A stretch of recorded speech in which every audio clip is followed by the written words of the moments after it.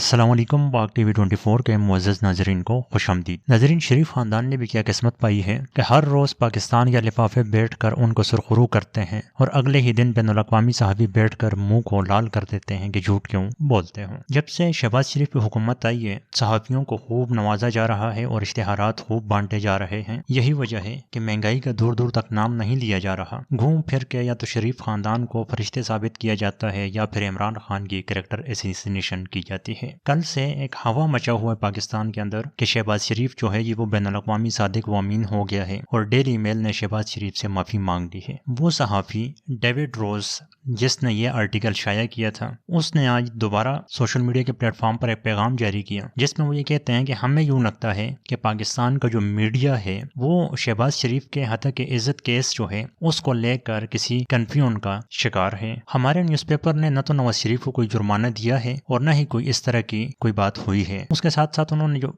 Main point ये कहा कि हमने सिर्फ माफ़ी उस नुक्ते पर मांगी है कि पाकिस्तान का जो इदारा है नेब, उसने शहबाज शरीफ को सैलाब ज़दगान की इमदाद चुराने पर सज़ा नहीं दी या उसको मुजरम करार नहीं दिया जब वो पंजाब के चीफ मिनिस्टर थे। तो हमने इस नुक्ते पर माफ़ी मांगी है। हमने अपने लगाए हुए इल्ज़ामात पर कभी भी माफ़ी नहीं मांगी। इस बात को समझ लें कि जितने भी इल्ज़ामात लगे उस पर उन्होंने माफ़ी नहीं मांगी। वो आज भी अपने बयानिए पर खड़े हैं, लेकिन उनका ये कहना है कि नेब ने शहबाज शरीफ को मुजरम करार नहीं दिया, लिहाजा हम अपनी इस स्टेटमेंट के ऊपर माफ़ी मांगते हैं जो स्पेसिफिकली हमने वहाँ पर लिखा हुआ था। इसी के साथ शहजाद अकबर जो है उन्होंने भी यही कहा कि जो सबूत पेश किए गए थे शहबाज शरीफ ने उनको जाकर डिफेंड नहीं किया बल्कि हत्या की इज्जत का केस किया है और डिफेंड न करने की वजह से अदालत ने शहबाज शरीफ को जुर्माना किया था। लेकिन पाकिस्तान की हालत ऐसी हो चुकी है कि वो तमाम सहाफ़ी जो इमरान खान के दौरे हुक्मरानी में इतवार बाजार जाया करते थे, जो पेट्रोल को बम कहा करते थे,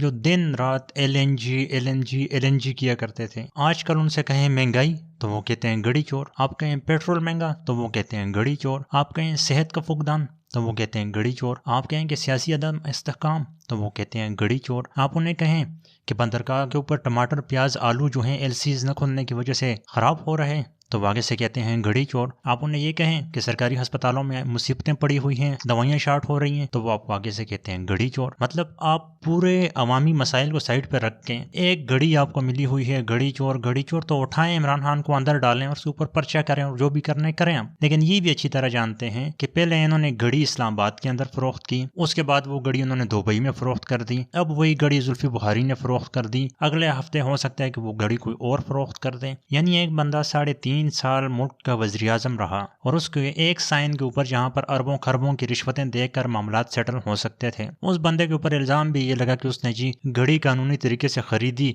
और उसको बेचा। यह गैर अखलाकी है। यानी अखलाकियात की बात भी वो लोग करते हैं कि जो सारी ज़िंदगी पाकिस्तान में वज़ीर आज़म की कुर्सी पर बैठने के लिए आते हैं और उसके बाद बाहर जाके सारी ज़िंदगी अयाशी मारते हैं। आप इस बारे में क्या राय रखेंगे कि यही मीडिया इमरान खान को गले से पकड़ा करता था कि हम ये कर देंगे, हम वो कर देंगे, और आज हमारे मीडिया को न महंगाई नज़र आती है, न मुल्क की डूबती मईशत नज़र आती है, न पाकिस्तान का जोग्राफियाई सतह पे पड़ोसी ममालिक से नाराज़गी नज़र आती है। आखिर क्या हो गया है इस मीडिया को? या तो इनकी बेरोजगारी खत्म हो चुकी है और अभी ताज़ा खबर भी आई है कि मीडिया के लिए 2 अरब रुपए का पैकेज का ऐलान कर दिया गया है। अब लिफाफे भी खुश होंगे, इश्तिहार भी बांटे जाएंगे और मीडिया हाउसेस भी मज़े करते रहेंगे और आपको रावी हर तरफ चैन ही चैन दिखता रहेगा।